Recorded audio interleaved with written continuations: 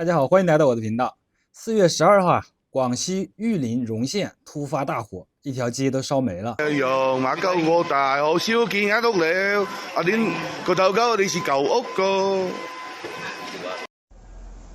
嗰邊啊，哇，全部燒埋啊，燒過幾多間過去喎。哇，正西大街，人家燒咪得街邊度，人家燒到街個後啲東西後杯咗了，人家越攞越燒緊，哎呦，又燒到嗰邊對面嗰邊，又燒到裏頭咗了，哎哇，隻心啊，驚到遠咗了。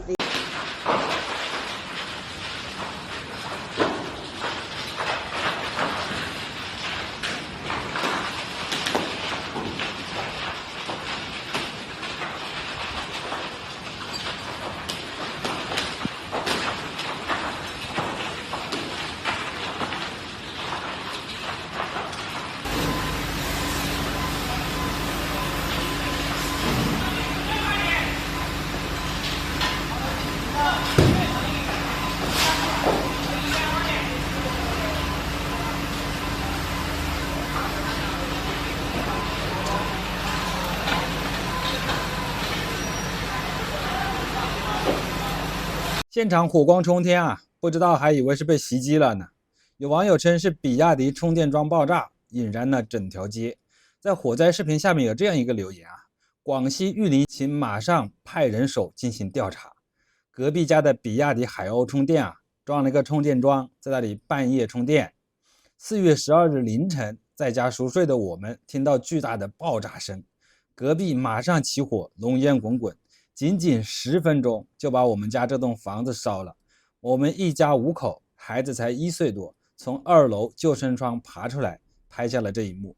所有贵重物品都在里面，瞬间无家可归，请马上派人严查。说这么多啊，最后这个留言呢也被删除了，只能在一些比亚迪宣传视频的下面有图片，根本没用啊。这条街当地人说是附近最繁华的一条街了。从事后拍摄的视频上看，已经是烧得面目全非了，损失惨重，可能是怕影响不好啊，直接整条街都被封了。官方也出了一个公告，表示呢无人伤亡，起火原因呢确实是电动汽车充电引发的，这还是隔了几天之后的15日，澎湃新闻发的报道。可是呢，广西消防跳出来说，不关新能源车什么事，与汽车充电无关，这就非常离谱了。不知道哪个说的对，个人更相信澎湃新闻一点。有媒体到当地去采访，还说你们这边是不是起火了呀？是什么原因啊？当地商户表示是起火了，起火原因不知道，不清楚，也不能说啊。又是这一套，直接掩盖过去了。越是掩盖啊，越有可能跟比亚迪有关。火灭了之后，还拍到了一台比亚迪海鸥，就在烧毁的建筑边上，车没有引燃。这也和网友说的充电桩爆炸相符的，这就很难不让人联想到最近的兆瓦闪充技术啊，就是充电功率达到了1000千瓦，号称呢5分钟补能400公里。现在车圈的焦点都在小米SU7身上，兆瓦闪充发布之后呢，关注的人相对比较少啊。实际从比亚迪一些水军的测试来看，说是有1兆瓦，实际就是几百千瓦，可能就是有那么一瞬间达到了1000千瓦，估计还不到半秒啊！这还是原来的套路啊，跟之前高速上用龟速来测续航一样，还是一个忽悠。从这次爆炸就可以看得出来呀，比亚迪的加充还是慢充，就直接导致一条街爆炸起火，烧得那么惨，说明技术不行啊！不知道完善技术，还要搞什么兆瓦闪充，电流更大，发热更大，那威力啊！估计不是一条街能承受的。出了事呢，还有官方出来辟谣，稳住人心。火灾原因直接不公布，等待后续调查，也没人去追责。因为啊，即便是没追责，商户的赔偿可能还拿不到呢。那如果有人去追责的话，在网上去瞎说瞎逼逼，那赔偿不就更没了吗？直接进入官方维稳名单了，24小时重点保护起来。经常看我们频道的应该知道啊，有一个美女主持人，最近她真的气炸了，被比亚迪的一套流氓组合拳给打了。我今天跟你们分享一个巧合啊，我刚刚下节目1个多小时的时间，今天这个巧合特别有意思。你今天来着了，你就捡着了。我跟你说，你看到这个视频，你真捡着了。我们今天接了一个佛山的用户，他呢在买比亚迪宋的时候，当时签了一个合同，上面明确写到，保证不是展车、样板车和质损车。随后呢，他交付了，发现自己的车机相册里有一个展厅的照片儿。那对于其实是展车，当成不是展车，且在合同里标注了不是展车，卖给车主的欺骗行为，这个事实门店、车主都没有异议，已经承认了。随后呢，车主今天跟我讲的啊，那个销售顾问据说被停职了，干嘛呢？没有经车主允许，拿着预留的邮件信息摸到那个用户的家里去了，没进小区，被一个非常负责任的保安给拦下来了。拦下之后，他就骗人家说啊，我是要去用户家里给用户修车的。保安不信，电话核实，发现露馅，把这个人赶走了。那是晚上的9点半，一个女的车主非常的害怕。这个事情进线有2天了，于是呢，我们就给门店厂家都打去了电话。一开始呢是给用户私下里面谈价值500、1000的踏板啊什么的这种精品，用户的诉求是退1赔3。那我也说退1赔3，你肯定是要通过法律途径。今天就是做个小预告，具体的那些证据啊什么的别急，我们已经在剪了。为什么今天我要发这个视频这么着急的跟你们去讲呢？今天的11点半左右，我们接到了这个佛山门店打回的电话，跟我们说3000、5000的赔给用户，让我们去交流。我们的意思就是你别让我们交流，用户很明显他不同意，那你就私下里去跟用户再换一套方案去聊。11点30分，哎，你咋走了呢？我们受害人呢？我们的山哥进直播间把这个电话挂断了以后，我们在11点35到40期间，浙江人民广播电台城市之声，我们的导播手机就处在一个被不停攻击的状态，都是来自于某门户网站。你是不是要买方程豹啊？你是不是要怎么样啊？也许两者没关系，它可能是个巧合，但这个巧合真的很有趣儿啊！我们实在是就是今天想跟大家分享一下，当做是我们一个小日常。但是因为接得非常紧，所以不免我们就觉得很奇怪。今天我是求助了，其实是求助了。我就是想问问大家，这个巧合到底是怎么回事儿？你们觉得到底是怎么，就是我们当面对自己的信息被泄露到第三方的销售类的门户网站上，全国各地主要是 IP 为佛山的方程豹呀、奔驰啊打电话过来，哎呀，我们现在正常的通讯都被切断了，这种情况我应该怎么办啊？你们有办法吗？教教山哥，教教山哥。怎么了？你好。喂，你好。哎，哪里？啊。是有在车之家上关注奔驰 C 系的车是吗？哎，你看一下我这个电话是几点留的呀？啊？哎，对，你看一下我这个信息是几点留在你们这个后台的呀？稍等一下啊。好的。11点37分。11点37是吧？不是，是对，11点37分，然后我11点38分打您，你一直没有接嘛。好的，好的，行，谢谢。我这边不需要买车，您这边帮我备注一下吧，没这个需求。看来这比亚迪还是厉害啊，直接给媒体上呼死你的服务，电话直接炸了，让美女主持人这么生气。来看看她具体碰到了什么事件呢？因为我一开始我就跟他说我拒绝展车，我不要展车。合同上面已经写明了自己是不要展车，现在确认了这个是展车，销售前提不成立，这台车你包能退包能换的呀。比亚迪宋 Plus DMI 2025款。怎么了？这个车我是从3月10号跟他们签订了购车合同之后，在3月21号提了车嘛。从我购车到提车期间呢，我一直跟他们说我不要展车的，但是他们从我提车到我去帮我上牌完这段期间呢，一直没有告诉我这个车是展车，直到我29号呢，在车载相册里面发现了他展车视角拍摄到的他们 4S 展厅环境的，才发现这个车是展车。然后现在他还是不承认。4月1号的时候呢， 4S 店的那个销售经理就打电话给我，在电话通话的过程中呢，他就承认了这个车是展车。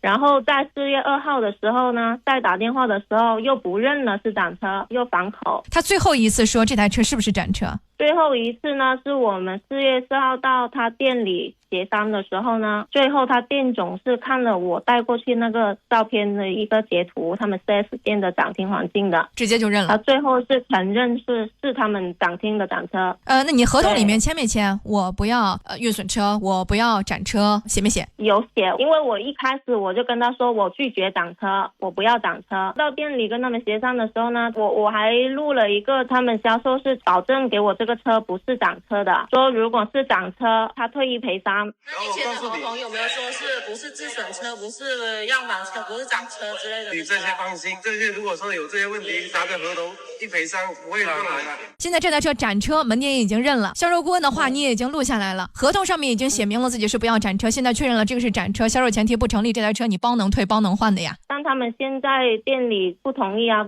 说我上牌了不给退，也不承认一赔三。他现在最新的跟你的说法是怎样的，以及你的诉求是怎样的，你跟我讲一下。我的诉求就是要求让他们之前给我承诺跟保证的一赔三。他们现在给你的是什么？他们只赔付500到1000块钱的礼品啊，车子也不给退，也不给换新的。对啊，哪家店呢？佛山。哦，理解了。我先跟您讲一下啊，首先第一要退一赔三，我做不了，你这一定要打官司的，你知道吧？从我这个角度上来讲，如果他给你换新车，或者如果你给你一些其他的补偿，你觉得能谈吗？我可以谈，可以沟通。好，那我们先来核实一下到底怎么回事啊？联系一下佛山的。你好，你好，您这里是销售售后还是客服啊？咱们这边客服部的。丁小姐，这个事儿您本人清楚吗？咱们这边只是前台负责接听电话，这些事情呢，不知道是吧？对。那厂家上线，厂家应该知道。来，比亚迪你好。哎，你好，我希望你帮我记录反馈的时候红色标注一下，这件事情只要最后核实，门店就是签着不是展车的合同，交付给车主展车，还只想花500、1000了事儿。只要这个前提是真的，你们这家门店想要干什么，我绝不允许这样的事情发生。合同是2个人交易最重要的法律凭证。车主的通话录音虽然是节选，但从节选片段里来听，门店的确有口述，如有类似问题，那要退1赔3的。销售顾问都这么说了，现在车主要个1赔3过分吗？虽然最后走手续可能是要诉讼，如果不诉讼，门店拿出的态度也不应该是当前的这种赔偿额度。我说了，这是我今天最核心的思想，乱签合同、消费欺诈都可以用500、1000随便的抹平，这个代价太轻微，如同是我走在大马路上看到山哥了，平白无故抽了山哥一个大嘴巴，啪！抽完了之后，山哥鼻血都飙出来了，我递给他一张500块钱的油卡，我爽到了，500块钱买一巴掌，我都没问过山哥愿不愿意啊？凭什么？这不是一厢情愿的事儿，要双方协商。今天下午这个事情是非常严肃的，希望你们重视。来，车主上线吧，丁小姐你好。你好，小姐你好。我最后再跟你确认一下啊，这家佛山市的。他最后给你的补偿确实就是500、1000是吗？就是赔付礼品，就是脚踏板那些啊，还不是钱啊？不是，是价值500、1000的是吧？对。唉，我给高了。我刚才说我抽了山哥一个嘴巴，我给他500块钱油卡，给高了。车主下午电话保持畅通，你等着电话好不好？好的，谢谢小北。我的销售顾问马先生呢，节目播出当天就没有经过我同意，也没跟我联系，直接找到我当时邮寄地址，直接来到我小区，并且是在深夜晚上9点多，假借跟小区保安就说我们叫了修车来的，也没有任何人提前跟你打过招呼，直接奔着你家小区就来了。对，他明知我还在哺乳期，我带着小宝宝，他还这样子要来恐吓跟骚扰我。这件事没完，希望大家一直看着啊。为了解决问题啊，什么手段都上，跟黑社会是一样的呀。现在买车之后，车主的身份信息什么都到车企手里了，随时定位，直接上门服务，这就是车企的态度。行事作风已经完全不像一个企业了，更像一个流氓团体。说好的国货之光，工业奇迹啊！国人买车遇到这样的也真是工业奇迹，根本不干人事儿。那句买了国产车就要包容，看来呢不是一句调侃，而是很多人通过真实的经历给后来者呢一个完美的劝告。苏七爆炸事故的结果还是没有出来，已经半个月了。这几天网上传出小米苏七爆炸事故推动了电池安全。3月29日爆炸，4月14日，这个最严的新能源电池安全令就获批了。这是小米的功劳啊！有时候呢，这些人真的会给小米找补啊。这个安全令从提出到获批，就差小米的8天带走5个吗？这应该不至于啊，只能说是刚好遇到了。如果真的是这样的话，那只能说强烈的国家标准也太儿戏了。再看看这个标准此前的标准是呢，动力电池系统在发生热失控时，车辆着火爆炸前的5分钟提供热事件报警信号，就是说要做到提前说，爆炸前5分钟车机就要提醒你赶紧跑，5分钟内的不能起火爆炸。现在改了，改成2个小时。2个小时之内，电池在热时控制后呢，不能起火，不能爆炸，那个烟雾呢也不能有毒，并且呢，这2个小时的观察时间，电池温度呢不能超过60度。个人感觉啊，这不太可能，这是要颠覆物理学吗？还有啊，这个测试方式也改了，改成了电池在直径30毫米钢球以150G 能量撞击后无泄漏、无起火、无爆炸，并且呢，乘用车全部纳入这一标准。具体的细则呢还没出来。老款呢是针扎火烧啊，只是针对单个电芯，车企已经能熟练的糊弄过去了。那么呢也是没用的，因为呢实验室环境可以玩的手段太多了。像比亚迪刀片电池宣传的是永不自燃呐，实际烧起来呢比谁都旺。关键还是看这个测试细节。更大的可能是给那些恐惧买电车的人呢一个定心丸。这个国家标准呢将在2026年7月1日开始实施，也就是说啊，只要上路了，它就要满足2个小时不爆炸、不起火，发出的浓烟无毒。而且呢，这个标准是强制实施的，达不到就不能上路。车企听到这个最严新规啊，没一家吭声的。估计是汽车行业的人都知道，这是不可能做到的。这样严格的标准，电池从包装到设计到材料再到热管理系统，全部都要重新做啊。有工程师直接就说啊，这相当于要求油车被子弹击中之后呢，不仅不爆炸，连汽油味儿都不能泄露。这简直是一个傻瓜的规则。但是话说回来呀，能制定这个规则的人呢，不可能是一个纯傻瓜，也可能是一种手段，让那些天天吹牛逼电池不自燃遥遥领先的车企呢有一个敬畏。广告法管不了，那就用别的法来试试吧，用一个国家标准来试试看。同时呢，一些小的车企就惨了，手段不硬，真拿这个标准出来啊，生产出来的车就可以直接报废了，上不了路。能量大的车企像比亚迪达不到这个标准呢，也可以通过其他方式达到，说明啊，上面的人就是要把这一些垃圾车企呢给一锅端了。通过这个法规啊，倒逼行业前进。总而言之呢，我个人感觉啊，这个更像是一个闹剧啊。物理学在没有长足的进步之前呢，是不可能做到的。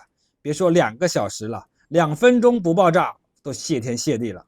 好了，今天的影片就到这里，谢谢观看，拜拜。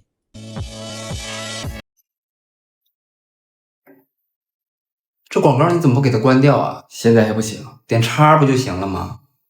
你说的是哪个叉？这几个不能点吗？外面的圆线条太白了，肯定是假的。那这个呢？这是个香菇。你屏幕上好像有根头发。别动，这也是假的。来了，这个叉外缘线条很细，它才是真的。哦，厉害呀！完了，怎么了？